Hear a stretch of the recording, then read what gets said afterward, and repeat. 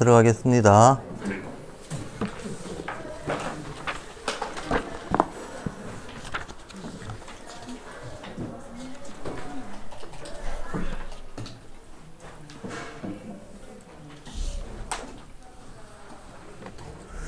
식강부터가 이제 신체에 대한 고찰입니다. 신체 구조에 대한 고찰.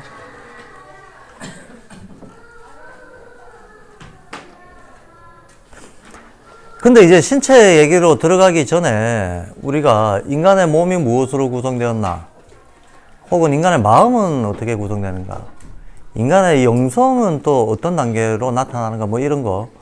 그래서 사실 이제 내일쯤 제가 전달을 해드릴 텐데, 금년에 지금 아카데미 과정 말고 저희 전체 아카데미의 기본적인 목적은 교사 양성이거든요. 교사 양성이고, 교사 양성을 위해서 인지학의 기초 분야들을 한번 쭉 개론적으로 다 습득하는 그 목표로 하는 거거든요.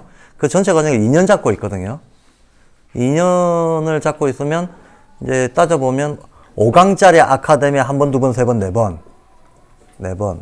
그러면 20강이죠.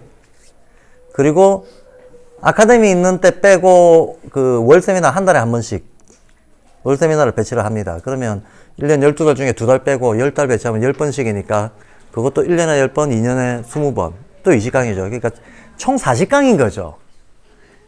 총 40강. 그래서 만약에 8시간으로 계산하면 4832, 320시간 이런 계산이 나오는 거죠. 물론 꼼수가 숨어있죠. 점심시간까지 포함시켰다. 그런 꼼수가 숨어있기는 하지만 어쨌든 시작해서 끝날 때까지 9시 시작해서 5시에 끝내면 뭐 노는 시간, 밥 먹는 시간까지 어쨌든 포함시켜서 8시간 하면 320시간. 저희는 320시간 연수 정도가 보통은 발도르프 교육기관들에서 소위 증을 이게 내주는 거를 보통 시간으로 계산하잖아요. 시간으로 계산할 때 보통 600, 700시간 정도를 합니다. 800시간 하는 데도 있고요. 근데 저는 개인적으로 양평자유 아카데미의 300시간이 딴 데 600시간보다 충실하다. 자부합니다. 그건 물론 뭐 1차적으로 내용이 중요하겠지만, 내용도 내용이지만 딴 데는 통역하잖아. 그러니까 양적으로도 통역이 2배 이상의 저기가 들어가지 않나요? 2배 이상 들어가고 보너스로 왜곡까지 되잖아요. 시간은 2배 이상 들어가고 보너스로 왜곡까지 돼. 그러니까 그냥 직 다이렉트로 300시간 하는 게 훨 낫지 라는 생각을 합니다. 그래서 월 세미나가 있다. 월 세미나가 한 달에 한 번씩 있는데 1년에 10번. 원래는 아카데미하고 월 세미나하고 이렇게 같이 광고가 홍보가 나가고 공부를 하실 분들이 연속적으로 이어서 하시는 분들이 대략 1년에 어떤 공부 범위나 방향에 대해서 이렇게 공유하면서 가는 게 좋은데, 여러 가지 사정상 요번 아카데미 공지할 때 월 세미나 공지를 같이 못했어요. 작년에 같이 했는데. 그래서 내일쯤 지금 기획을 하고 있고, 내일쯤 그 전체 커리가 나올 겁니다. 그러면 오늘 지금 이제 계신 분들한테 먼저 알려드리고 차차 이제 알려나갈 생각입니다.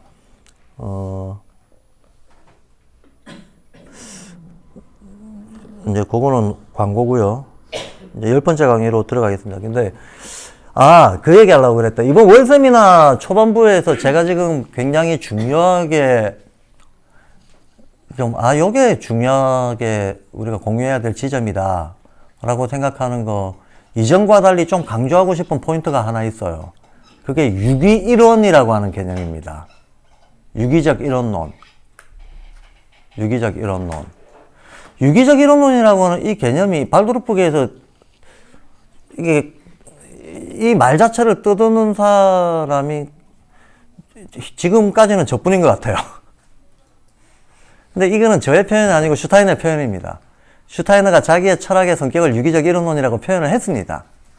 근데 유기이론론이라고는 이 개념이 대단히 중요하다고 저는 보는 거죠. 예. 유기이론론의 아버지라고 할 수 있는 사람은 괴테거든요. 괴테가 이런 아이디어를 제일 먼저 냈고, 슈타이너가 이 아이들을 그대로 받아들이면서 여기에 우주적이고 신지학적인 배경과 맥락을 더한 거거든. 네, 그렇게 하면서 자유의 철학에서 선언하기를 모두 이원론은 틀렸고, 근데 현재 존재하고 있는 이론론들도 다 틀렸고, 자기는 새로운 이론론을 제시한다라고 하면서 유기이론론 얘기를 해요. 이게 슈타이너가 굉장히, 한마디로 슈타이너가 괴테는 유기이론적인 어떤 그 관찰과 사고의 예를 보여줬지만 이걸 유기이론론이라고 개념적으로 호칭을 하진 않았어요. 슈타이너가 유기이론론이라고 호칭을 한 거죠. 한마디로 개념 창시를 한 겁니다. 개념 창시를 했고, 이 유기적 이론론이라고 하는 이 개념이야말로 슈타이너 사상 전반의 성격을 아주 압축적으로 잘 보여주는 개념이다라고 저는 보는 겁니다. 유기적 이론론은 간단히 말하면 세계가 정말로 실제로 연결되어 있다라는 거를 전제하고, 그럼 연결할 때 연결 패턴은 가장 단순한 원리가 있는데, 이 단순한 원리가 중청적으로 끊임없이 반복 재현된다라고 하는 생각을 깔고 있는 거거든요. 유기이론론을 간단하게 설명하자면 이렇다는 겁니다. 아주 복잡한 체계가 실제로 이거를 잘 관찰해 보면 단순한 원리들이 중청적으로 반복 재현되고 있다 라는 아이디어가 유기이론론의 기본 아이디어라는 겁니다. 그러면 기초 개념이 있을 거 아닙니까? 어떤 사고틀이든지 간에. 가령 동양에서 황제내경이다. 황제내경에 수많은 정보량들이 나오고 있지만 무질서하게 나오는 게 아니고 일정한 사고틀에 맞춰가지고 분석을 하고 있잖아요. 네. 그럼 그 사고틀을 이루고 있는 가장 기초적인 개념들이 있을 거 아닙니까? 그 가장 기초적인 개념이 황제내경 같은 경우에는 음양오행이죠. 음양이란 개념, 목화토금속 오행이란 개념. 이거 가지고 모조리 다 연결해서 다 연결 지우고 상호작용을 설명하는 거예요. 그게 아무리 복잡해 보여도 음양오행 바깥에 벗어나는 거 하나도 없다라고 얘기해버립니다. 훈민정음에서조차도 훈민정음 해례본의 첫 문장이 이 천지자연은 오직 음양오행일 뿐이고 여기서 벗어난 거 아무것도 없다 그래요. 인간과 귀신이 공유하고 있다 그래요. 이게 유기이론론입니다. 유기이론론은 가장 기본적인 어떤 기초 개념들의 반복 재현으로 복잡한 것을 설명해내는 그런 기본 구조를 가지고 있습니다. 그럼 좀 이따 아카시아 연대기를 할 텐데, 사실 아카시아 연대기라고 하는 이 책이 슈타이너의 그 많은 300여 권의 책들 중에서 가장 중요한 두 개의 책을 꼽아라. 양축. 제가 왜 하필 두 개라고 얘기를 하는가 하면, 유기이론론의 가장 기본적인 원칙이 이 세상의 모든 운동은 양극성을 가지고 있다. 여기서 출발합니다. 동양에서라면 음양인 거죠. 양극성이 있다. 이 양극성 사이에 거리가 있을 거 아닙니까? 이 거리 사이를 채우고 있는 움직임들이 우리가 말하는 운동 변화들인 거예요. 운동 변화들인데 양극성을 가지고 있고, 얘네들은 이 양극성을 왔다 갔다 한다. 모든 운동은 양극성을 왔다 갔다 한다. 이걸 순환이라고 얘기하는 거죠. 양극적이다. 그 사이를 왔다 갔다 한다. 그러면서 왔다 갔다 하는 모든 과정에서 전부 연결돼 있다. 이게 유기이론론의 기본 아이디어거든요. 그래서 괴테가 이 세상은 유기이론적으로 이루어져 있다. 그것은 가장 근본적인 차원에서부터 가장 실용적이고 현실적인 차원에 이르기까지, 그리고 예외 없이 모두다라고 얘기해버립니다. 그걸 보여준 게, 생명의 차원에서 보여준 거는 식물 변형론이었던 거고, 생명 이전의 기운의 차원, 힘의 차원에서 보여줬던 게 색채론이었던 거예요. 색채론은 실은 뉴턴의 광학에 대한 안티테제로 나왔던 거잖아요. 빛이란 무엇인가에 대한. 근데 사실은 빛, 이런 차원은 오늘날 양자역학에서도 제일 골치 아픈 애가 빛이잖아요. 즉, 가장 근원적인 애라는 거예요. 가장 근원적인 애가 빛입니다. 근데 빛이 무엇인가를 다루면서 빛의 어떤, 빛이 그 양극점들을 순환하는 현상으로서 우리가 색이라고 부르는 것들이 나왔다라고 얘기하는 거거든요. 색깔, 빨주노초 파남보. 빨주노초 파남보는 빛의 변형이다라는 거예요. 빛이라고 하는 건 기본적으로 빛과 어둠 두 개밖에 없다는 거야. 빛과 어둠은 색깔로 치자면 흑과 백인데, 흑과 백은 색도 아니죠. 색이라고 표현할 수도 없는 흑과 백 사이에 순환 스펙트럼이 우리가 보고 있는 빨주노초 파남보다 라고 얘기하는 거거든요. 그래서 빛을 분석하면서 색을 얘기하고 빛과 색의 관계에 적용되고 있는 양극순환 총체성의 원리라고 하는 이게 그럼 빛의 영향을 받고 있는 모든 존재들한테 이게 다 나타난다는 거예요. 그럼 빛의 영향을 안 받는 애가 어디 있어요? 광물도 받고 식물도 받고 동물도 받고 다 받을 거 아닙니까? 따라서 어떤 존재자의 색깔만 딱 보면 이 색깔 자체가 어떤 빛의 상태를 보여주고 있는 거기 때문에 이 빛의 상태라고 하는 것 자체가 어떤 특정한 운동성을 지니고 있다는 거예요. 예를 들면 노란색이다. 이거는 뻗어나가는 힘을 표현하고 있다는 거야. 파란색이다. 그럼 안으로 모여드는 힘을 표현하고 있다는 거예요. 이거는 이제 슈타이너의 색채 본질이라고 하는 책에 잘 나와 있습니다. 그래서 이제 수채화 할 때든지 뭐 발로르프에서 무슨 그림 그릴 때 처음에 색감부터 익히게 하잖아요. 그때 노란색을 그릴 때는 중앙을 진하게 그리고 바깥을 엷게 그리잖아요. 이게 노란색을 표현하는 방식이라는 거지. 왜? 노란색 자체가 퍼져나가는 힘을 대변하니까. 퍼져나가는 걸 표현해 주려면 가운데를 진하게 하고 주변을 옅게 하고 이런 퍼져나가는 느낌이 표현이 된다는 거예요. 거꾸로 파란색은 본질적으로 다운시키는 거야. 안으로 몰고 들어오는 거다. 이거 거꾸로 그려야 된다라고 보는 거예요. 그래서 우리가 식물의 잎이 노랗냐 파랗냐 라고 하는 것은 단지 색의 문제가 아니라 그 잎의 색을 통해서 그 식물의 성질이 표현이 되어 있다고 보는 거예요. 자, 이러면 우리는 색깔과 성질을 연결하게 되죠. 그럼 색깔과 성질을 연결한 다음 또 딴 거로 계속 연결해 나갈 수가 있어요. 이런 식으로 해서 소위 유기론어적 세계관이라고 하는 거는 세상의 모든 것들이 연결되어 있고 상호작용한다는 것을 증명하려고 합니다. 자, 그러한데 그렇다면 이 인지학, 신지학 계통에서도 음양, 오행처럼 가장 기초적 개념이 있을 거 아닙니까? 그 가장 토대에 있는 기초 개념이 뭐냐 하면 사구성체 얘기예요. 사구성체. 사구성체 개념이라고 하는 게 물체, 에테르체, 아스트랄체, 자아체잖아요. 물체, 에테르체, 아스트랄체, 자아체. 나머지 모든 개념 용어들은 이거의 조합으로 나와요. 이거의 조합이다. 한마디로 인간의 몸은 뭐냐? 물체, 에테르, 아스트랄로 이루어진 이거를 집합시킨 물질 덩어리가 몸이다 라고 정의된다는 거예요. 인간의 마음은 뭐냐? 자아체가 물체, 에테르, 아스트랄체를 변형시킨 거. 그게 인간의 마음이다. 이렇게 정의된다는 거예요. 예, 그럼 쉽게 말해서 빨간색은 아스트랄 색깔이에요. 아스트랄이 정점에 달하면 빨간색으로 표현해야 된다. 는 거예요. 검은색은 물체 색깔이다. 흰색은 자아체의 색깔이다. 예. 녹색은 에테르의 색깔이다. 이렇게 정의된다는 거예요. 맨 밑에 사구성체 개념이 있다는 거야. 근데 이 사구성체 개념을 가지고 인간의 진화사를 다 설명해버려요. 인간의 진화사만 설명하는 게 아니고 지구의 진화사까지 이 사구성체 개념으로 설명해버립니다. 이 지구와 인간의 진화 형성과 기원과 형성과 발달사 이거를 사구성체 개념으로 확 정리해버린 게 아카샤 연대기입니다. 예. 그러니까 유기론론을 최대로 어떤 방대한 형태로 극소 부분과 극대 부분을 연결시켜낼 수 있다는 것을 시간 공간적으로도 시간적으로 느려도 순환된다. 공간적으로 확장해도 재현된다. 라고 하는 것을 장엄하게 보여주고 있는 게 아카샤 연대기입니다. 아카샤 연대기고 또 다른 한편 인간 인식 과정에 대해 가지고 기존의 철학과의 어떤 대결을 압축적으로 보여준 게 자유의 철학이잖아요. 그러니까 이게 두 개가 하나는 인간 내면이라는 측면, 이건 자유의 철학이고 인간이 관계 맺고 있는 모든 환경과의 어떤 이 관계적 질서라는 측면, 이게 이제 아카샤 연대기. 이게 두 개가 어찌 보면 사상의 양극성이라는 거예요. 슈타이너 사상의 양극성이다. 이 양극성 사이에서 모든 나머지 슈타이너의 얘기들이 다 구성된다는 거예요.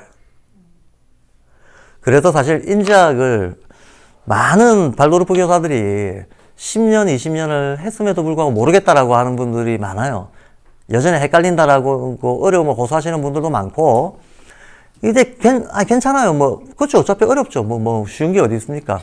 근데 문제는 뭐냐 하면 마음속으로 자포자기하거나 어차피 이 생에서는 알 수 없다 라고 생각하시는 분들이 있어요. 어차피 알 수 없는 거다. 근데 이 마음이 들기 시작하면 완전히 방향 상실되고 자의적이 돼버립니다.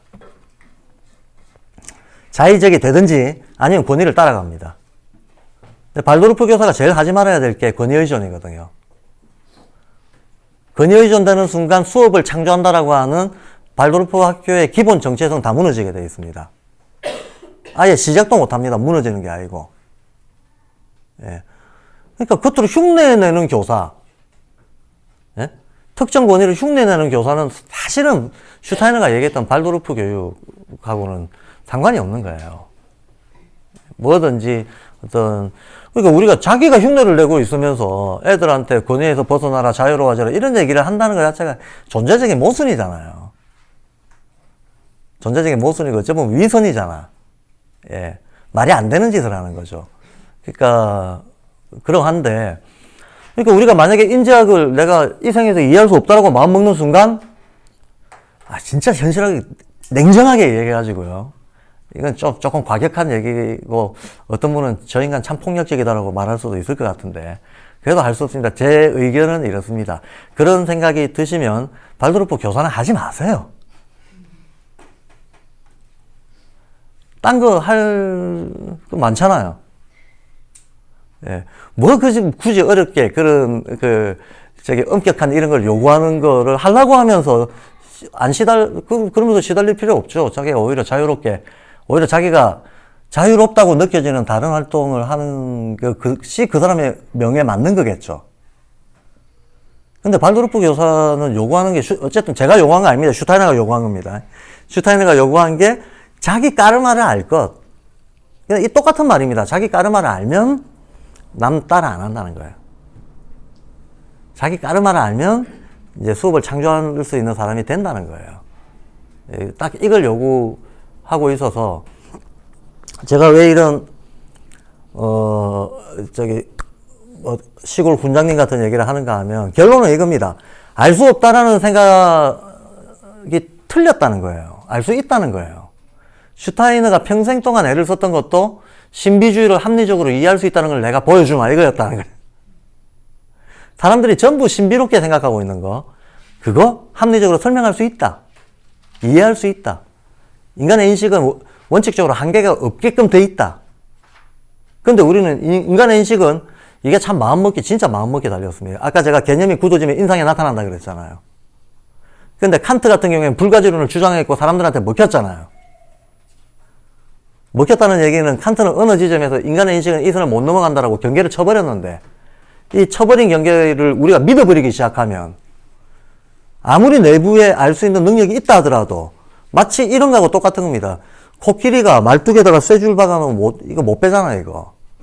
근데 코끼리가 몸무게가 얼마입니까? 몇 톤씩 나가잖아요. 사실은 성장한 코끼리가 자기 이게 줄 매고 있는 거 이거 그냥 발만 한번 쓱 들면 빠집니다. 근데 못 빼요. 왜냐하면 어떻게 훈련시키냐면 어렸을 때 새끼 코끼리였을 때, 아주 어린 새끼 코끼리였을 때 딱 쇠줄 매놔가지고 어렸을 때일수록 이게 본능적으로 이걸 빼려고 애를 쓰는데 안 뽑히잖아요. 해도 안 뽑힌다를 각인시키는 거죠. 그러면 어른 코끼리가 돼가지고 뺄 생각도 안 해요. 이때는 뺄 수 있는데, 슬쩍 발만 들면 쑥 빠지는데 뺄 생각도 안 한다는 거야. 이해되시죠? 우리가 어떤 태도라든가 어떤 결론이 개념으로까지 들어가서 조금 전에 얘기했던 것처럼 개념으로까지 들어가서 신체로 파고들고 행동으로 파고 들어가 버리면 할 생각도 안 하게 돼버립니다. 어떤 특정 행위를. 그럼 우리가 이거 어차피 알 수 없는 거야 하는 순간 절대로 모르게 돼요. 알 수 있는데. 네, 그런 지점에서 보면 칸트가 참 못된 짓을 한 거죠. 인간들에게. 예, 참 못된 짓을 한 겁니다. 물론 제가 아까 정답이 어디 있습니까? 라고 얘기했지만 그런 차원에서는 우리는 모든 것에 최종 결론을 유보해야 됩니다. 왜? 실제로는 뭐 다 변해가니까 그때그때 정확한 판단이 있는 거지, 예, 계속 항상적으로 정확한 그런 건 없어요. 항상적으로는 정확한 게 있는 게 아니고 해석하는 틀이 있을 뿐입니다. 예. 근데 그 측면에서는 우리는 오직 모를 뿐이라고 하는 숭산 스님의 화두도 옳은 화두다 라고 얘기할 수 있습니다. 근데 그게 아니라 칸트처럼 아예 알의 범위가 제한된다라고 하면 그건 틀린 이야기입니다. 자유의 철학의 제일 큰 공적이 칸트를 물리친 겁니다. 칸트가 사람들한테 주술을 걸어놨다. 칸트가 사람들한테 물의 세계, 신의 세계를 알 수 없다고 주술을 걸어놨는데 이 주술을 풀어낸 거. 이게 자유의 철학의 가장 큰 어떤 업적이다라고 저는 봅니다. 어쨌든 자유의 철학에서 이제 당대 최고 주술사 칸트를 물리치고 드디어 이 해방된 정신으로 우주자연과 인간의 연결고리를 과감하게 시도해가지고 집대성해 놓은 거, 이게 아카시아 연대기다. 그럼 이 두 개, 제가 지금 알 수 있다 그랬잖아요. 그럼 실천적으로는, 논리적으로 왜 알 수 있는데? 라고 하는 거는 나중에 이제 내용이 쭉 슈타이너 제작 속에 포함돼서 나오고 있고요. 실천적으로, 지금 제가 드리려고 하는 말씀은 구체적인 방법론입니다. 어떤 커리큘럼으로 어떻게 공부하면 우리가 인지학을 시쳇말로 정복할 수 있는가? 완전 정복 인지학. 옛날에 사전에 그 전과 이름에 완전 정복이 있었잖아요. 그 완전 정복 인지학, 뭐 이런 게 어떻게 가능한가 하는 이제 그 어떤 단계를 얘기하려고 하는 거예요. 왜 완전 정복이 안 됐던가, 지금까지 사람들이. 이 양극성이 있으면 양극부터 이해하고 요 사이를 봐줘야 될 거 아닙니까? 그쵸? 근데 전체를 규정하고 있는 양극을 모른 채로 사이사이 골목길을 아무리 헤매도 답 안 나와요. 답 안 나와요. 큰 그림을 이해하고 세부 그림을 봐야 되는데, 큰 그림 자체를 도외시하고 급하다고 당장 필요한 어떤 프로그램 모방 쪽으로만 따라가다 보면 평생을 해도 모르게 돼 있어요. 이 프로그램 모방을 따라가고 있을 때 자기 사고 틀은 학교에서 배운 거거든요. 학교에서 우리는 전혀 다른 세계관을 배웠거든요. 그럼 세계관이 안 바뀐 상태에서 나는 지금 B 세계관을 가지고 A 세계관이 구축해 놓은 어떤 프로그램들을 모방을 하고 있어. 이해가 안 되죠, 그러니까. 내 머릿속엔 B 세계관이 들어가 있는데. 이게 세계관이 교체 안 된 상태에서 해본들 이해가 안 되는 거예요. 그러면 어떻게, 근데 인식의 범주는 A 세계관이 훨씬 넓거든요. 무슨 말인가 하면 영학을 알면 과학은 인정하면서 포함할 수가 있어요. 이 말을 슈타이너가 자주 합니다. 내가 자연과학의 성과들을 부정하지 않는다. 다만 그것은 반쪽의 진실이다. 그거를 인정하고 플러스 알파를 보려고 하는 거지 이걸 부정하는 게 아니다라고 얘기합니다. 그러니까 영학은 자연과학을 포함할 수 있지만 자연과학은 영학을 흡수 못해요. 전제가 좁아서 흡수 못합니다. 한마디로 유물론은 영을 받아들일 수 없지만 영은 유물론적 성과들을 받아줄 수 있습니다. 유물론이 옳다는 게 아니고, 예. 그것이 부분의 진실이다라고 하는 것을 받아들일 수 있다는 얘기입니다. 자, 이거 슈타이너가 여러 번 했던 얘기입니다. 그러면 슈타이너의 많은 저작과 강연들 중에 양극성이 있다. 이 양극성을 딱 잡고 요 사이 관계를 관망을 하면 전체가 보인다. 전체가 보이면 반은 해결된 거예요. 절반은 해결된 거예요. 내가 지금 완전 정복하려고 했을 때 범위가 나왔잖아요. 한마디로 타겟팅이 되는 거죠, 이제. 아, 여기서 여기까지 알면 되네. 하는. 요 타겟팅을 만들어주는 책이 자유의 철학하고 아카시아 연대기입니다. 그래서 제가 만약에 교사 커리큘럼을 짠다면, 제일 먼저 알아야 될 책 자유의 철학, 아카시아 연대기. 이거 가지고 전체 범위를 구성해 놓은 다음, 여기에 세부적으로 광물학, 식물학, 동물학, 인간학 하는 것들을 쭉 집어넣으면, 이 두 개의 전제 속에서 이해된 걸 가지고 다, 요걸 틀로 삼아서 설명하는 거기 때문에, 범위만 넓어지는 거지 새로운 이해를 해야 될 게 안 나와요. 만약에 누군가가 아카시아 연대기하고 자유의 철학을 익숙하게 알고 있다고 해봅시다. 그러면 그런 사람이 있다면 이 책은 보는 순간 무협지처럼 재미있게 그냥 봅니다. 하나도 안 어렵습니다. 자유의 철학 아카시아 연대기에 나온 얘기들 그 설명 논리를 바탕으로 그냥 어떤 그 상황이라든가 영역만 확장하고 있는 거예요. 아무리 확장해도 설명 논리는 똑같아요. 이해가 되시죠? 빛의 문제를 다룰 때, 아까 지금 제가 여기도 쓰고, 장군겜. 이거 왜 하필 세 가지냐? 요것도 에테르, 아스트랄, 물체하고 연관시키거든요. 예. 당연히 이 삼원적으로 되어 있는 모든 것들은 다 물체 에테르 아스트라라고 연관시킵니다. 그럼 동양식으로 따지면 동양에도 이런 삼원적 개념들이 있잖아요. 천지인으로 나누는 거. 사상 개념도 있잖아요. 목화금수. 예, 태소 음양으로 나누는 거. 동양에는 더 나가잖아요. 오행 개념도 있고, 오운육기 개념도 있고, 시간 12지 개념도 있고, 64개 개념도 있고. 예, 작게는 음양, 태극 음양으로부터 넓게는 11,520가지의 분류 체계를 가지고 그때그때 사물의 상태에 맞게끔 이거를 적용하는 거거든. 근데 이게 아무리 복잡해 보여도 실은 기초는 그냥 음양오행이에요. 그냥 음양오행을 얼마나 2차 방정식으로 쓰느냐, 3차 방정식으로 쓰느냐의 문제인 거지. 예. 기초는 전부 음양오행이다. 라는 것처럼 인지학에 있어서는 기초는 전부 사구성체다.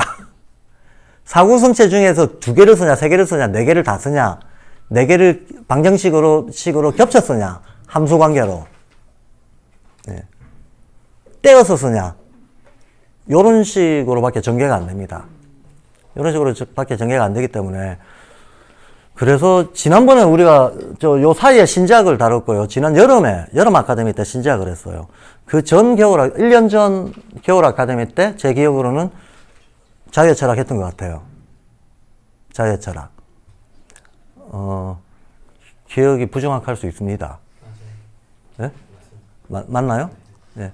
그래서 자유의 철학, 신지학, 아카샤 연대기, 여기까지가 마치 이게 2개가 양극성이라면 신지학이 중간이죠. 그러니까 음양의 중간 정도에 해당하는 게 신지학입니다. 이게 천지인 구조입니다. 요 정도를 정확하게 이해하면 나머지는 보너스로 따라온다. 나머지는 이제 경험치를 쌓는 거다. 인식의 경험을 확장하는 거다. 라는 거예요. 그래서 이렇게 방법을 알고 접근을 하면 인지학을 뭐 이해 못할 수가 저는 없다고 봐요. 주역의 개사전에 보면 이런 표현이 자꾸 나옵니다. 진리란 간단하다. 간단해야만 사람들이 이해할 수 있고, 사람들이 이렇게 간단하게 이해할 수 있어야만 어떤 행실이 두터워질 수가 있고, 이렇게 해야 업이 쌓이고 덕이 생긴다. 뭐 이러면서 하여튼 계속 쉽다를 굉장히 강조해요. 진리는 간단하고 심플하고 쉽다. 사람 약 올리는 거죠. 개사전, 설계전, 서계전, 이거 복잡하고 이해하기 어렵다고 얼마나 많은 사람들이 골치 아파합니까? 근데 중간중간에 계속 쉽다 그래요.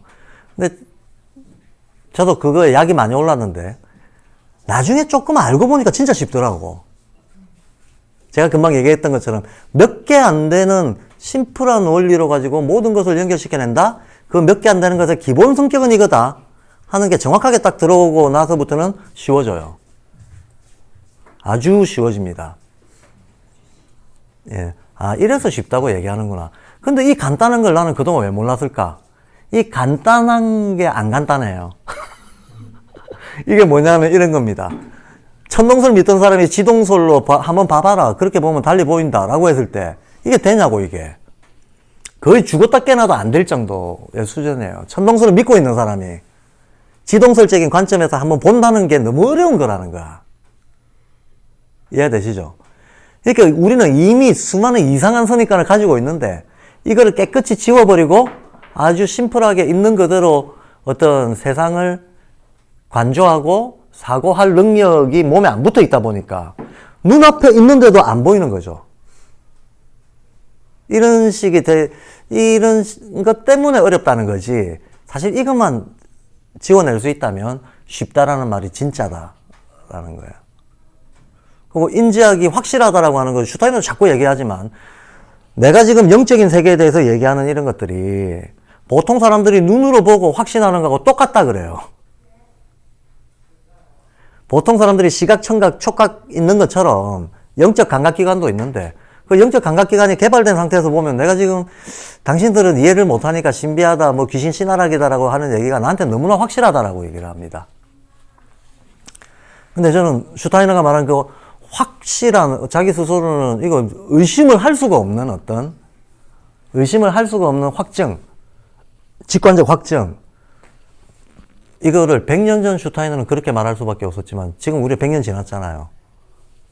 우리는 지금 슈타이너 때보다 훨씬 더 공부를 통해서 수행을 통해서 그거를 모두가 알 수 있는 시대가 왔다라고 봐요.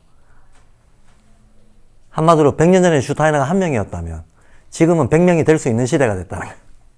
슈타이너급이 100명이 될 수가 있고 1000명이 될 수가 있는 시대가 왔다.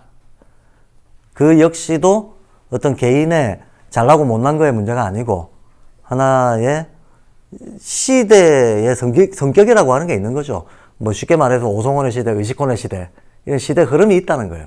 이미 의식혼에 상당히 다가가 있는 시대령이 작용하고 있는 때기 때문에 이해 가능한 사람들이 늘어난다.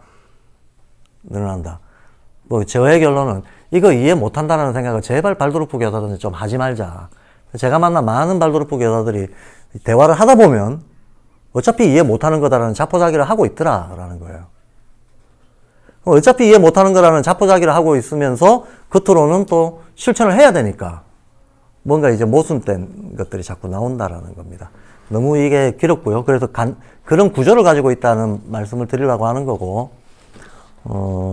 몸에 대해서 들어가는데요. 그래서 몸에 대해서가 마음에 대해서는 기본은 조금 이따 볼 아카시아 연대기에 나오는 그게 다 기본이다. 그래서 제가 권해드리기로는 자유의 철학과 아카시아 연대기가 말끔히 내 나름대로 야 이게 이 얘기네 하고 말끔히 정리가 안 돼 있다 싶은 분들은 딴 거 보실 필요 없어요. 인지학 공부를 하겠다는 사람은 그거 이해가 목표인 사람들은 이 두 개 이해되기 전에는 딴 거 볼 필요가 없다는 거예요. 어차피 이 두 개 이해 안 되면 딴 거 봐봤자 오해만 하게 돼 있다. 그러니까 자유의 철학 저하고 같이 공부해 보신 분들은 알겠지만 아직까지도 너무나 기본적인 게 공유가 안 돼 있어요. 예를 들면 수능 만점 받는 능력을 슈타이너는 사고라고 했냐 감성이라고 했냐 이런 거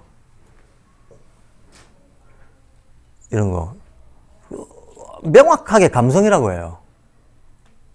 논리력이잖아요. 논리적이고 계산적이고 추론하고 판단하는 것까지 전부 감성이라고 합니다. 슈타이너 맥락의 개념에서는 그 감성입니다. 사고 아닙니다. 사고는 오히려 정답 없는 직관지를 얘기하는 거예요. 정답 없는 직관. 근데 그 직관지가 오는 방식이 형성적으로 그게 강화가 되어 있으면 마나스라 그러고, 예. 영감적으로 강화가 되어 있으면 붓디라 그러고, 이거는 이제 그냥 용어죠. 깨달은 단계를 표현하는 용어입니다. 예. 영적인 능력에서도 단계가 나뉜다. 근데 이거는 사실 우리가 그런 게 있다는 것만 알면 되지. 우리가 뭐 그걸 직접 고민할 필요는 없죠. 다 영적이지 않기 때문에. 우리 현실의 문제가 아니기 때문에. 당장 고민거리는 아닙니다. 우린 그냥 오성원만 열심히 고민해도 됩니다. 당장은. 근데, 여하튼, 자기가 철학만 이해를 해도 슈타이너가 말하는 의지, 감성, 사고가 통념의 그것이 아니다라고 하는 건 너무나 명확하게 알 수 있습니다. 그 말이 주는 어떤 그 혼란의 효과에서 벗어나올 수가 있다는 거예요. 여러 의식, 그러니까 슈타이너 특유의 개념의 정의와 설명 방식, 확장 방식, 이런 것들이 자유의 철학에 잘 설명이 되어 있습니다. 근데 이걸 생략한 채로 딴 걸 읽으면 이제 혼란이 엄청나게 가중돼 버려요. 에피소드 한 개만 얘기하고 들어가겠습니다. 제가 아는 어떤 교사분한테 제가 직접적으로 물은 적이 있었어요. 왜 이렇게 발도르프 교사분들이 인지학에 대해서 너무나 정말 좌절이라고 할 정도로 어떤 그런 마음을 가지고 있느냐. 그리고 왜 10년을 한 교사건 20년을 한 교사건 왜 똑같이 모른다고 하느냐. 더 오래 했으면 더 잘 알 것 같은데, 최고 20년까지 한 사람들도 잘 모르겠다 그런다. 모르는 정도가 10년 한 사람이나 20년 한 사람이나 2, 3년 한 사람이나 거의 비슷하게 모르겠다 그런다는 거예요. 왜 그러냐 하고 제가 처음에 발도르프에 발 디뎠을 때 얼마 안 돼서 저는 초짜니까 초짜인 입장에서 베테랑인 입장인 사람한테 한번 물어봤었어요. 근데 그분이 그때 얘기하기를 그러면서 이제 이런저런 얘기를 주고받다가 제가 그분한테 제가 아무리 초짜라도 경험이 초짜였지 제가 이쪽에 이제 내일로 해야겠다라고 생각하고 들어왔을 때 저 자신은 이미 슈타이너 사상에 대해서는 이해하고 동의했기 때문에 시작했던 겁니다. 저는 저 나름대로 자유의 철학이고 아카시아 연대기가 다 정리가 있었던 거죠. 정리가 있는 상태에서 그냥 물어봤죠. 그랬더니 왜 자유의 철학을 아니냐 내가 그 얘기를 물어봤어요. 그랬더니 그분 말씀이 보통 교사가 되려고 하는 사람들이 인지학에 대한 사전 이해가 없는 상태에서 발도르프 교육의 어떤 실천적인 모습에 반해서 되려고 하는 경우가 많다. 발도르프 교육은 자기가 볼 때는 너무나 이제 고교해 보이고 정말 우리 교육운동에 꼭 필요한 방향이라고 생각해서 하고자 하는데, 하려고 하는 마음이 먼저 일어나서 이미 발도르프 교사를 하려고 하는데, 인지학을 공부해야 된다고 했을 때 제일 먼저 손에 쥐게 되는 책이 이 책이라는 거예요. 이 책을 보면 어쨌든 장장별로 나눠가지고 모문용어로 나눠가지고 세세하게 얘기를 해놨으니까 이걸 읽고 수업 준비를 한다는 거예요. 이걸 읽고 수업 준비를 하면서 교사들이 보편적으로 가지게 되는 심정이 당장 현실에 적용해야 되니까 우선 요거를 좀 이해하고 요거는 한마디로 즉각적으로 쓰이는 거라고 생각하는 거죠. 그러고 나서 요게 좀 이해가 좀 능숙하게 익어지면 여유를 가지고 자유의 철학을 봐야지 라고 생각한다는 거야. 그리고 대부분의 인상들이 자유의 철학은 극히 논리적인 철학서다. 근데 논리적 훈련이, 철학적 훈련이 안 돼 있는 사람들은 그런 게 불편하잖아요. 그러니까 사실 뭐 닦아놓고 말하면 읽기 싫은 거죠. 재미가 없게 느껴지는 거죠. 이거는 라이브하고 생생한 걸 반영하고 있는 것처럼 보여지고. 그러니까 대부분의 심리가 요거 보다가 조금 요게 이해가 되면 그 이해를 바탕으로 자유의 철학같이 어렵다고 하는 것도 봐야지 라고 생각한다는 거야. 근데 이게 이해가 안 된다는 거지. 5년을 가도 10년을 가도 이게 이해가 안 된다. 그러니까 이해가 되면 쟤를 해야지 라고 생각했는데 이해가 안 돼서 얘부터 막혀가지고 쟤는 손도 못 댄다는 거야. 왜 이런 현상이 근데 제가 지금 말씀드린 순서 거꾸로 됐다는 거예요. 순서 거꾸로 됐다. 수학 공부하는 사람이 난 미분적분부터 하고 방정식 해야지. 이게 되냐는 거예요. 가감승제도 지금 잘 모르는 사람이 나 저기 집합함수부터 하고 혹은 뭐 확률 통계부터 하고 방정식 해야지. 백날에도 안 되는 거죠. 백날에도. 밑에서부터 개념을 쌓아 올리지 않으면 절대 못 들어가는 거예요. 미분적분에. 근데 들어갈 수 없는 미분적분을 가지고 평생을 실험을 했는데 어차피 몰라. 그러니까. 방정식을 모르니까. 집합 개념도 없으니까 어차피 몰라. 그냥 자꾸 하다 보면 익숙해지긴 하죠. 많이 들었던 말. 사고는 안 굴러가고 경직된 개념만 잡혀버리는 거죠. 이러면 이제 관성화돼 버립니다. 이 부작용이 계속됐던 겁니다. 제가 그때 생각했습니다. 야, 앞으로 뭔가 교사를 양성한다거나 뭔가 어떤 커리큘럼을 짜야 된다면 반드시 초두의 자유의 철학을 집어넣어야 된다. 그거를 받아서 아카시아 연대기가 들어가야 된다. 이게 큰 그림으로도 전달이 되지 않고는 지금까지 있었던 부작용들이 반복되는 것을 면하기가 힘들다라는 생각을 저 개인적으로 오래전부터 했고, 그게 이제 지금 우리 아카데미의 그 어떤 크리 순서에 지금 반영돼서 들어오고 있는 과정입니다. 어차피 뭐 연 단위로 할 수밖에 없으니까 조금 느리긴 하지만, 그래서 양평 아카데미에 한 2년만 참석하시면 완전 정복 인지학이 된다. 결론은 요겁니다. 완전 정복 인지학 된다. 평생 갈 필요 없다. 평생 갈 필요 없고 한 2, 3년 바짝 공부를 하면 분명히 된다. 그거 좀 모자라는 부분이 있더라도 혼자 공부하면서 그냥 능숙하게 할 수 있는 기초가 다져지면 그게 독학도 가능하다 라는 거예요. 독학도 가능하다. 자, 이래놓고 10번째 강의 들어가는데요. 10번째 강의는 뭐 머리, 가슴, 사지라고 하는 이 인간의 신체 형태가 뭘 반영하고 있는가 하는 겁니다. 그럼 제가 지금 금방 그랬잖아요. 기초 개념이 사구성체다. 그 사구성체 가지고 다 하는 거다. 그럼 머리, 가슴, 사지도 사구성체 가지고 해야 될 거 아니에요. 네. 그리고 머리, 가슴, 사지의 작용이라든가 그 머리, 가슴, 사지라고 하는 건 꼬라지고 그 꼬라지 속에 들어가 있는 기능이 있을 거 아닙니까? 예, 꼴과 기능의 관계 이런 것도 전부 사구성체로 다 이해하고 설명할 수 있어야 된다는 거예요. 그러면 슈타이너 그림은 뭐 이렇죠. 머리 하고 가슴은 반달형이라고 하죠. 아, 나중에 아카시아 연대기에 나오는데 제가 왔다 갔다 하면서 얘기하는데 한때 인간은 공중에 공중부양하면서 날아다니는 존재였다 그러거든요.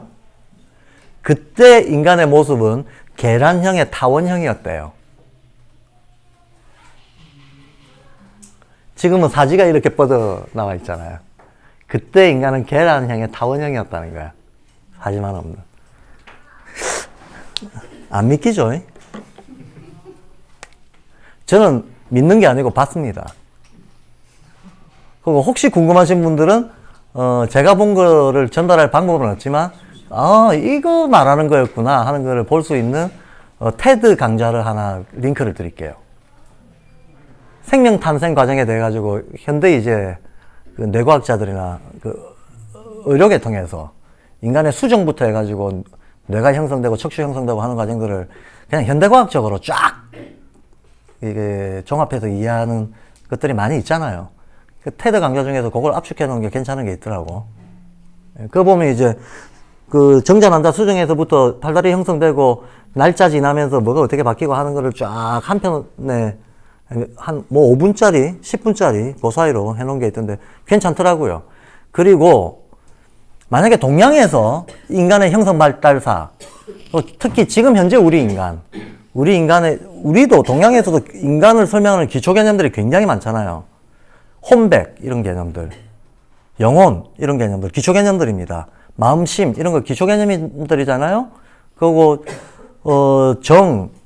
지, 정, 의 이런 것들이 다 기초 개념들인데 사실 우리가 동양의 기초 개념들 모르잖아요. 일단 한문을 모르고 동양의 사상을 안 가르쳐 안 배우니까 모른단 말이죠. 예. 근데 인간이 만들어질 때 천지자연의 기운 중에서는 뭐를 받아서 뭐부터 만들어지는데 그 다음에 순서대로 어떻게 이게 분화가 돼 나간다. 정이 제일 먼저 생기고 정이 생기고 나면 신이 생기고 신 따라서 기가 생기는데 이 기 따라서 기가 나오고 나서야 심이 생기고 심의 작용으로서 혼이 나오고 혼의 작용을 받아서 백이 나오고 이 혼, 백이 움직이기 시작할 때 뜻, 의자, 의가 나오고 이 의가 굳어지면 지가 되고 이 지가 굳어져 가지고 뭐가 되고 하면서 인간 인식의 이 어떤 형성 과정들 아주 자세하게 형성 단계를 쫙 펼쳐놓은 것들이 있어요. 보시고 싶은 분은 메모하시면 됩니다. 황제내경 영추편, 영추 본신편, 본신 원래 신체가 어떻게 생겼냐 이게.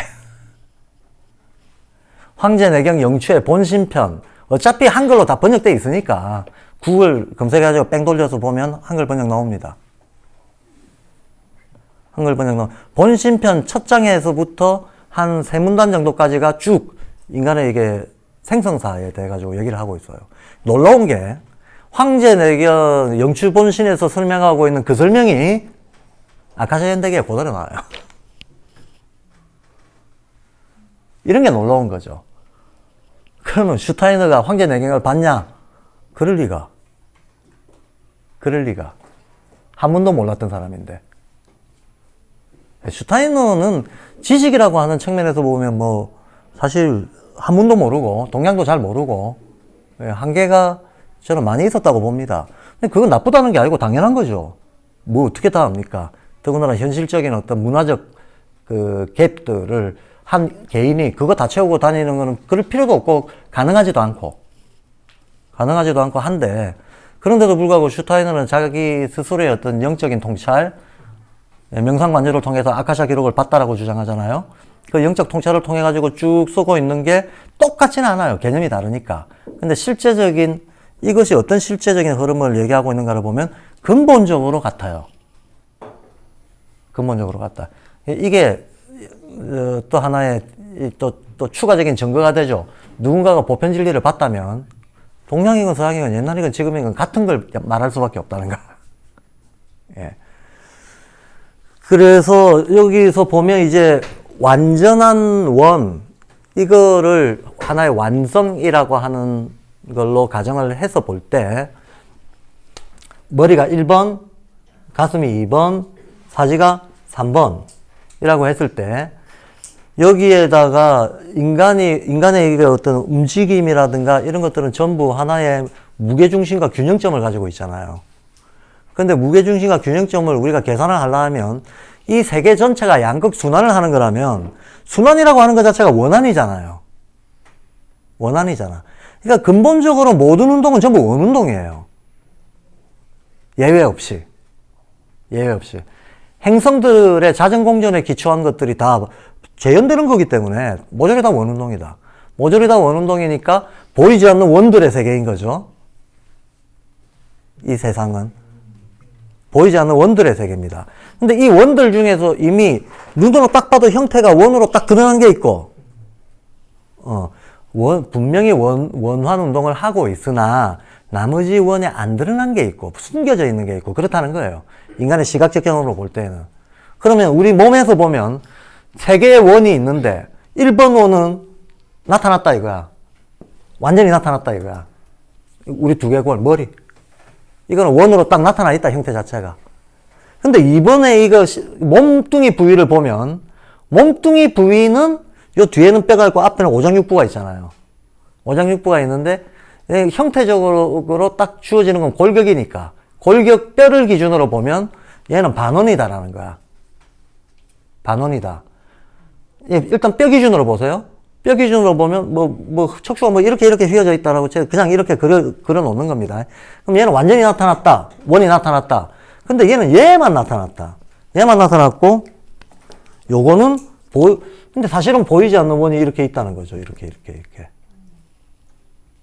예. 그래서 이 원 운동의 중심성 속에서 이 안에서 음적인 부분, 양적인 부분, 강한 부분, 약한 부분, 딱딱한 부분, 유연한 부분들이 상호작용하고 있다. 상호작용하고 있다. 이렇게 보는 거고. 그러면 세 번째, 얘도 실은 어떤 원운동 속에 포함되어 있는 애라는 거예요. 얘를 둘러싸고 있는 원운동은 안 보인다 이거지. 안 보이고 세상으로 펼쳐져 있다는 거예요. 얘도 이런 원운동, 보이지 않는 원 속에서 자기 중심을 유지하면서 살아가고 있다는 거예요. 그래서 인간은 삼원 구조 속에서 살아가는데 모양이라고 하는 차원에서 드러나 있는 정도가 머리는 뚜렷하게 드러났고 몸뚱아리는 반쯤 드러났고 사지가 움직이고 있는 원운동은 이 가시성에서 이제 안 보인다는 거예요. 보이지 않는다라고 하는 겁니다. 일단 여기 이해가 되시죠? 그래서 얘는 형태적으로 완성됐다라는 거잖아요. 얘는 사진은 형태적으로 안 보인다라는 거잖아요. 형태적으로 완성도가 높은 놈일수록 물질이죠. 물질인 거예요. 그래서 머리가 물질이다라고 얘기하는 거예요. 그럼 머리가 물질되면 가장 물질적인 게 있고, 물질적인 거는 형태 완성도가 뚜렷하고 경직돼 있고 이런 거잖아요. 경직돼 있고. 실제로 두개골이 모든 뼈 중에서 제일 단단하다니까. 이 두개골이 단단하다는 문제는 굉장히 우리 신체 구조를 이해하는 데 있어서 중요한 포인트 중에 하나입니다. 두개골의 물질적 완성도가 높다라고 하는 이 문제. 두개골의 물질적 완성도가 높다라고 하는 이 문제가 뇌란 무엇인가를 이해하는데 결정적인 어떤 단서를 제공하고 있고, 뇌의 성질을 우리가 알아야 인식 프로세스에 대해서도 합리적으로 유추할 수가 있거든. 그래서 이 두개골이 물질 완성도가 높다라고 하는 되게 중요한 포인트예요. 하나만, 여러 가지 중요한 그 부대작용들이 따라가는데, 하나만 얘기하자면 두개골이 물질 완성도가 높기 때문에 스피릿이 투과를 못해요. 스피릿이라고 하는 거는 세상의 어떤 온갖 운동 변화를 일으키는 창조적 힘이라고 일단 해보죠. 그 창조적 힘은 우주자연에도 편재해 있고 내 안에도 들어와 있는데, 내가 이 우주자연의 스피릿과 만나는 거는 감각을 통해서 만나는 거거든. 감각이 우리가 외부의 어떤 기운들을 받아들이는 통로잖아요. 이 감각은 12가지가 있다 그랬죠. 슈타이너는. 12감각을 통해서 우리가 세상을 만납니다. 만나면 감각이라는 관문을 통해서 스피릿이 안으로 들어옵니다. 우리 안으로 들어옵니다. 실제적인 기운인데 안으로 들어왔을 때 이 스피릿이 다니는 길목이 있잖아요. 길목. 얘가 아무데나 다니는 게 아니고 일정한 도로망을 타고 다닌단 말이에요. 이 도로망을 신경이라고 하잖아요. 신경을 타고 내외의 스피릿의 작용의 그 내용들이 인체 속으로 돌아다닌다는 거예요. 돌아다니고 돌아다니는 신경을 타고 돌아다니는 스피릿의 집합들이 의식을 만들어낸다라고 얘기를 하는데, 얘가 근데 의식을 만들어낼 때는 얘가 뭉쳐져야 의식이 되는데 얘가 어디서 뭉쳐지냐? 뇌에서 뭉쳐진다는 거죠. 그러니까 우리가 내가 생각한다고 착각하게 되는 거예요.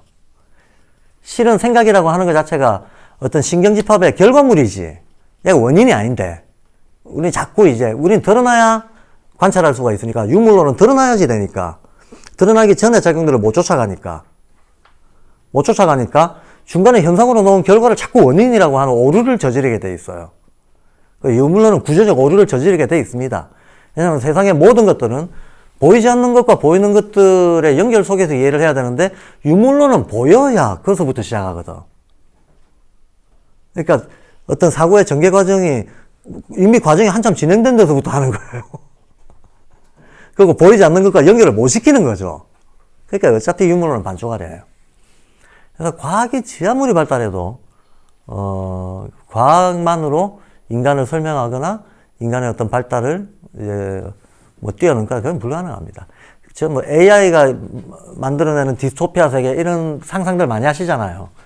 물론 뭐 그 상상도 결국은 인간이 지가 기술을 만들고 지가 주술적인 믿음 만들어가지고 결합시켜가지고 지가 자기 발등 찍는 거에 괴로움을 당하는 일은 충분히 생길 수 있을 거라고 봅니다.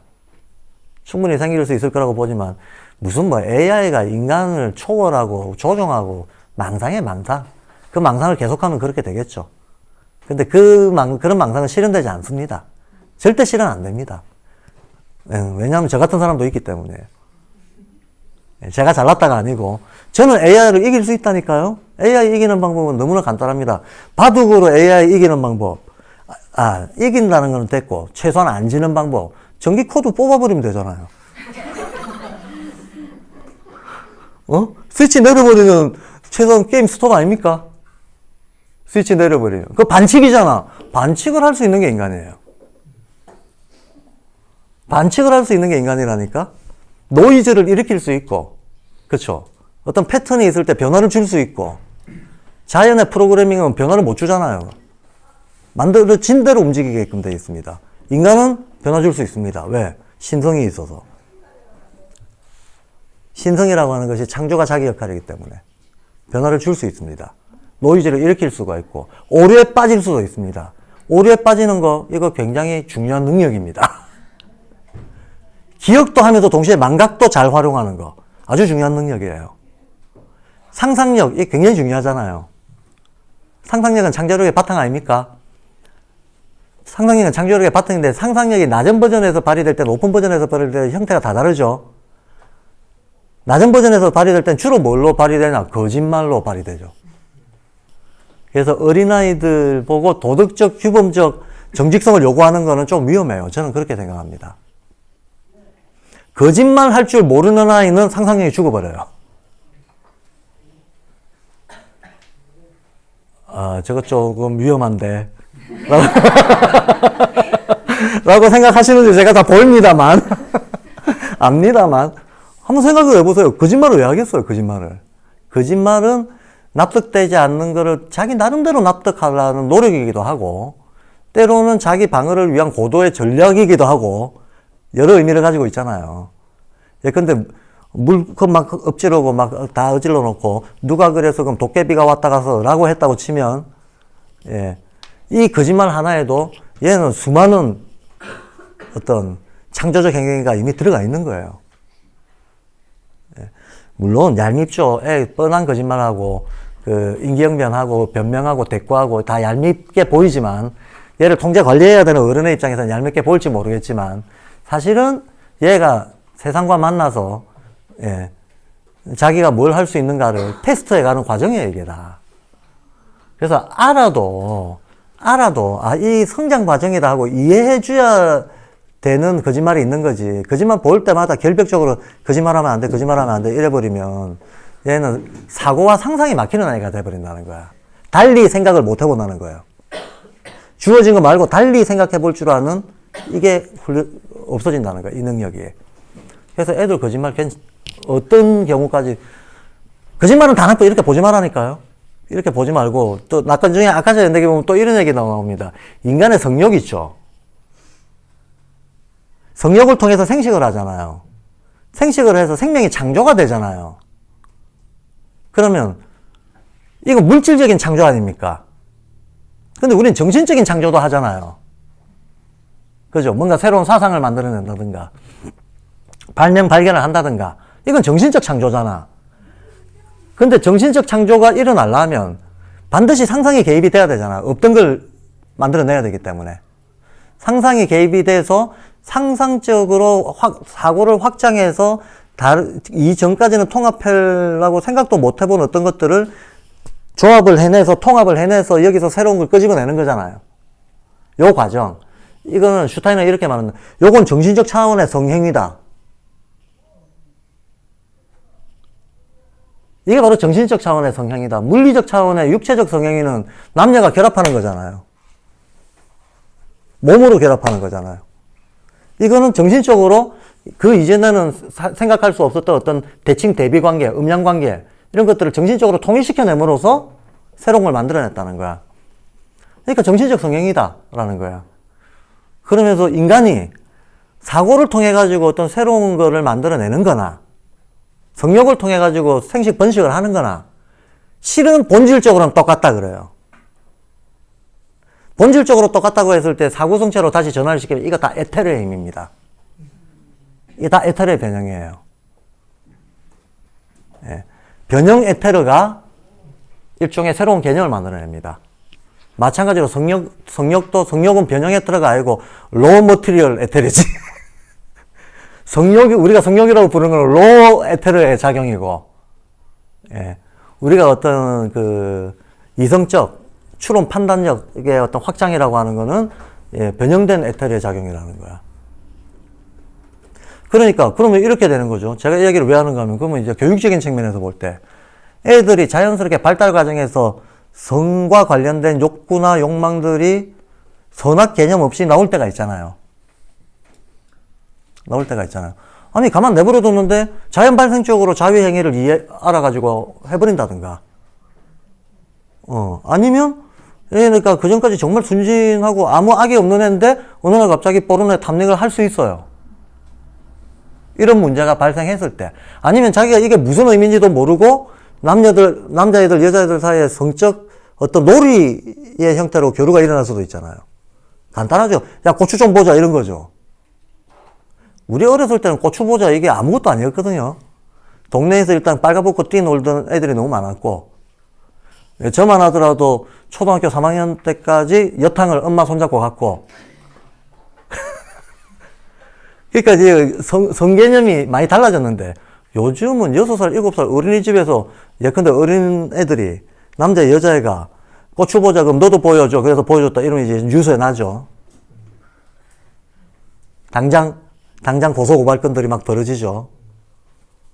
벌어지는데 이제 그럴 문제냐라고 하는 게 있는 거죠.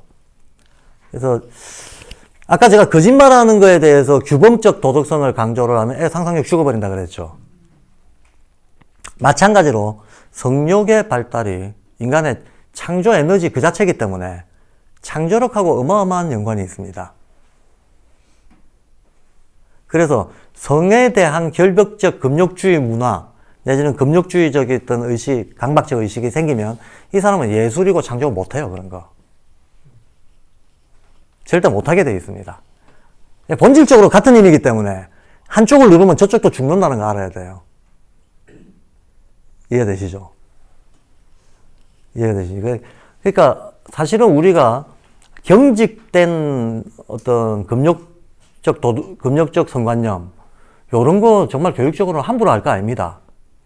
기본적으로 이게 내가 딴 얘기로 넘어가고 있는데 빨리 끝내야지. 발도록에서는 성교육 이런 거를 제 1번 원리 성적인 욕구는 병이 아니다. 악도 아니다. 여기에서 출발해야 된다는 거야. 이거는 그냥 건강하고 정상적인 발달 과정의 표현이다. 여기에서 출발해야 된다는 거예요. 이 건강하고 정상적인 발달 과정의 표현을 어떻게 창조적 에너지로 성화시킬까를 고민해야 되는 거예요. 이게 창조력이기 때문에 지금 성욕이 있어요.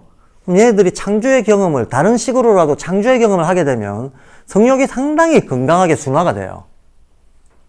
그래서 청소년기 때 예술활동이 또 중요해지는 겁니다. 예술 활동은 그린다든지, 그죠? 뭐, 음악도 자기가 곡을 지어볼 수 있을 정도까지 가면 이 창작행위가 되잖아. 이 창작행위에 엄청난 에너지가 들어가는 거 아시죠? 창작행위는 엄청난 에너지가 들어갑니다.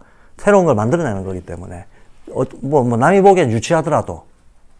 그래서 이 창조적인 에너지로 전환시키고 성화시키는 걸 통해가지고, 그러면서 동시에 성의 욕구가 건강하게 자라는 걸 유도해 주는 게 중요한 거지. 얘를 무슨 하수구 막듯이 막아버리면 터져버리지 뭐. 간단합니다. 하고 싶은데 막으면 뒤에서 하게 돼 있죠.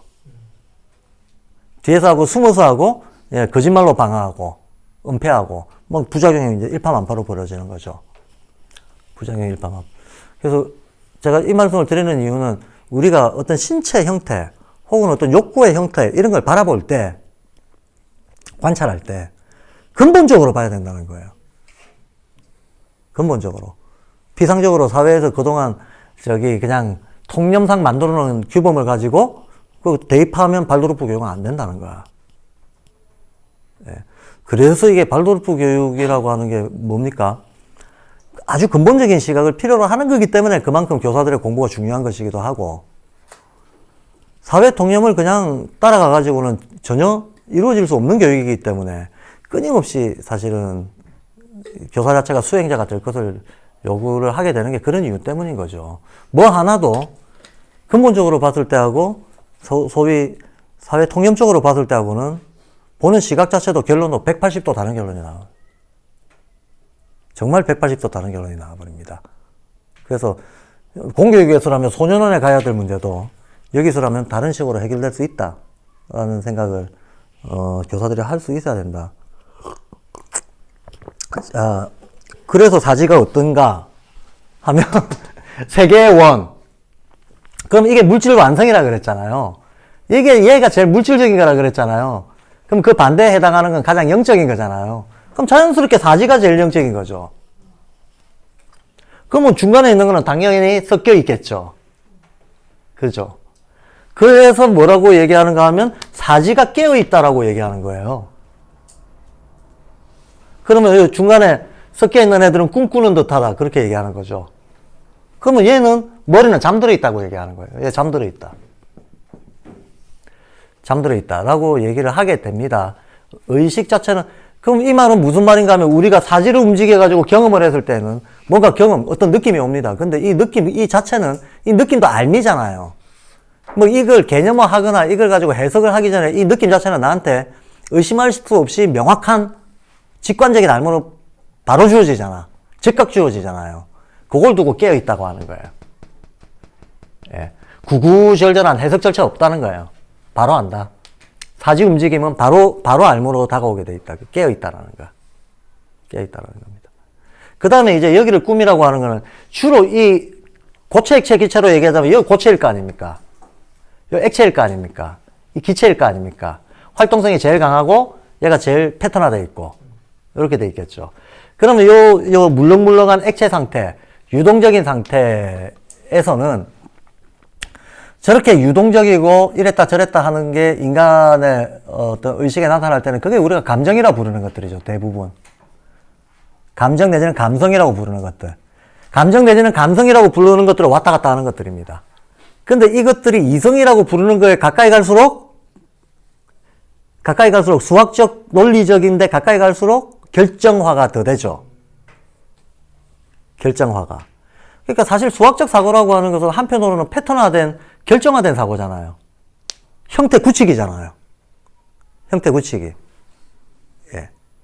그 아무 답이 없는 요 상태, 아무 답이 없는 이 직관제의 상태를 오히려 깨어있다라고 하고, 이거를 감정적 해석을 오르락내리락 하는 상태, 요거는, 예, 꿈꾸는 상태라고 얘기를 하고, 오히려 이성적, 논리적 어떤 패턴화가 더 많이 이루어지는 상태로 가는 거가 오히려 물리적인 거예요. 물리적인 건데 그 물리적이라는 것 때문에 잠들어 있다. 활동성이 떨어진다라고 보는 거예요. 그러니까 뭐든지 다 마찬가지지만 이 지점에서 제가 책 진도 나가는 게 아니고 이 지점을 잘 이해해야 됩니다. 모든 것들은 음양이 공존합니다. 그래서 체가 음이면 용은 양이 됩니다. 즉 꼬라지가 음이면 작동은 양이 됩니다.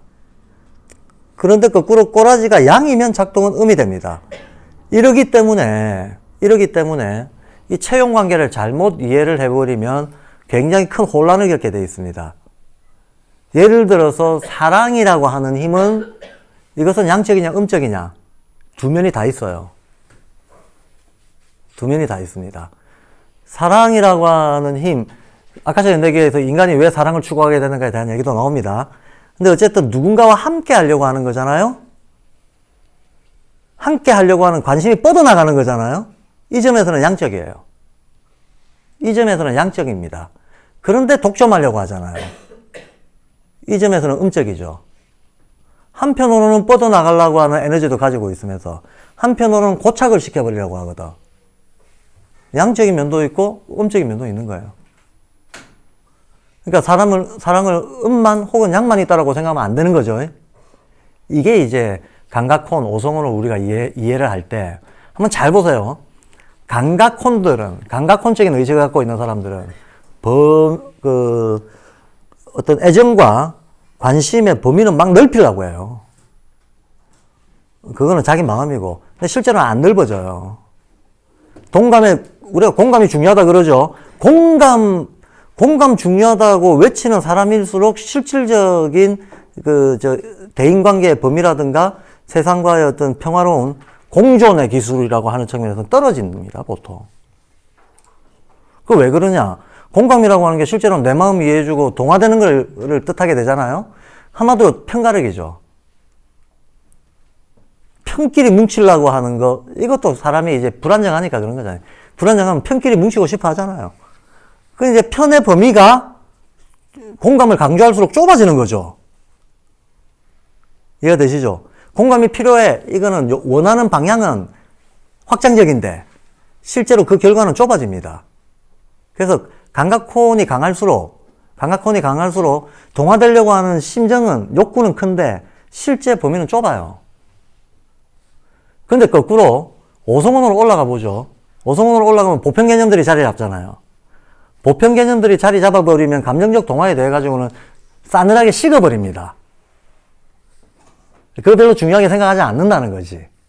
네가 어떻게 느끼고 내가 어떻게 느끼나 별로 안 중요하고 우리가 합의할 수 있는 보편성이 뭔가가 중요해진다는 거예요. 이렇게 보면 겉보기에는 싸늘한 것 같고 냉정한 것 같고 공감도는 떨어지는 것 같아요. 그런데 실제로 이 사람들이 공존의 기술이라고 하는 측면에서는 훨씬 더 평화롭게 넓힐 수 있는 능력을 가지고 있다는 거야. 이해가 되시죠? 그러니까 되게 양면성이 왔다 갔다 하면서 작용하는 겁니다. 그래서 그거는 제가 앞에 동감 반감 얘기할 때 이미 충분히 얘기해서 들어오신 분들한테는 반복되는 얘기인데 처음 듣는 분들도 있으니까 흔히 말하는 영어가 뭐였지? 동감을 심퍼시. 예, 심퍼시. 안티퍼시. 그 심퍼시 쪽이 강할 때가 감각혼 때일 거고 안티퍼시가 강할 때가 오성혼 때일 거잖아요. 예, 근데 심퍼시가 강화되면 편가르기를 한다는 거예요. 그래서 오히려 심퍼시 강한 사람들이 더 많이 싸운다는 거예요. 심퍼시 강한 사람들끼리 있으면 더 많이 싸워요. 막 분파 더 많이 생기고. 그럼 안티퍼시가 많은 사람들은 아까 말했던 그 심퍼시에 대한 요구가 별로 없어요.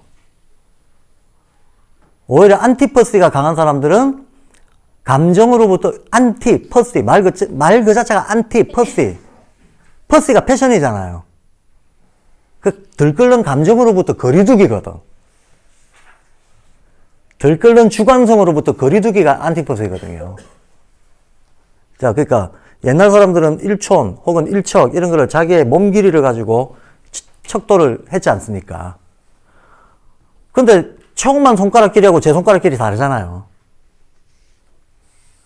체온만의 상완이 제 팔 전체에 해당할 거다. 근데 이거를 한 척이라고 한다든가 이렇게 정해버리면 한 척이 다 다르다는 얘기예요. 이건 주관적인 거잖아요.